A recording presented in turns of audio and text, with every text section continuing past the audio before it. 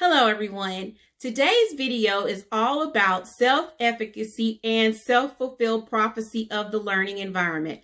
After my video on high expectations, many of you reached out to me wanting to know what self-efficacy was and how you could encourage your scholars to improve their self-efficacy.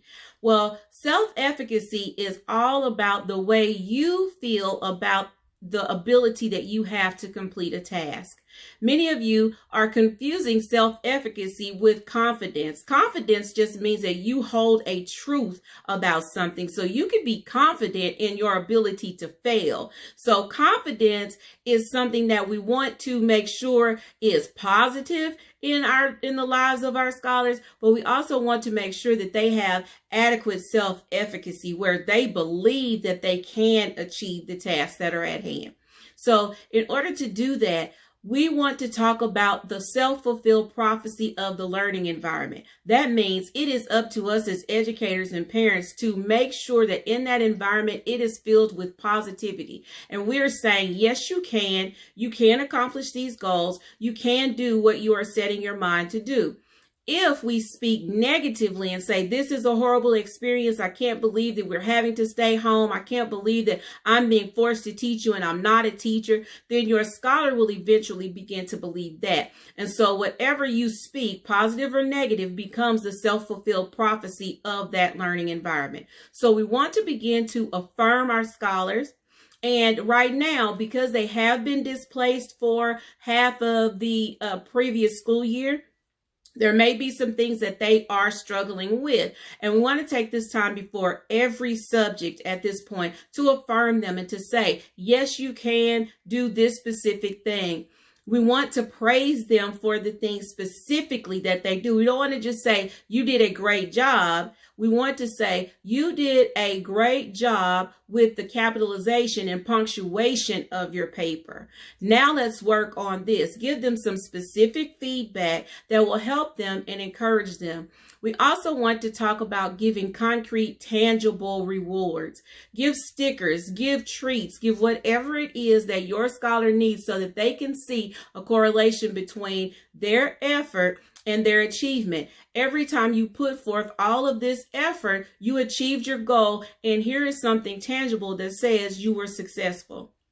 When we talk about miscues, the things that they are missing, this is not for us to speak negatively and say, you're just getting this wrong. This is an opportunity for us to say, you are now at 60% mastery. You only need to figure out what you are missing in 4 more questions to be at 100%. Or you are at 70%. You only need to figure out 3 more questions and then you will be at 100%, as opposed to saying the negative side of it and you are failing. So it's about the way that we speak to our scholars to build their self-efficacy and to allow them to know that their efforts are paying off. You are achieving your goal. You are not at 0. You're at 50 or you're at 60 or you're at 70. We want you to be at 100%. We want to make sure that you have this filed in your brain and in your file cabinet correctly. But right now, you are doing a great job. We also want to talk about one strategy today. It is called pause, prompt, praise.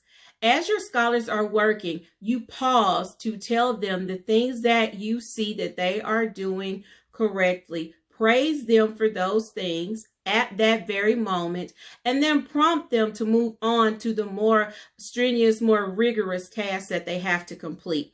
This strategy is a very high yield strategy that I utilize in my classroom. It allows scholars to see that they are successful in some small milestones, and then it will help them to move forward and build that self-efficacy as well as the confidence in the fact that they can achieve their goals. So as a parent, I advise you to just keep on doing what you are doing. You are giving us great help in the home. We are very thankful as educators for what you are doing. As an educator, I want to say, I know that this is a difficult time, but keep going. Build up your own self-efficacy so that you know that you are being successful in this season that we're in, and then that will also rub off on your scholar. They'll feel your confidence and their ability and your own ability, and then this will help them to become more confident in themselves. I appreciate all of the questions and the comments. If you have any other questions, please feel free to inbox me. Let's just try this strategy for the rest of this week. Keep going. Keep teaching at home like you're doing, parents. Keep teaching in the classroom, educators, the way you are doing, as if those classrooms are full of scholars. Young people, keep working as if you were in that classroom and we were sitting there with you and not your parent. Thank you and have a nice day.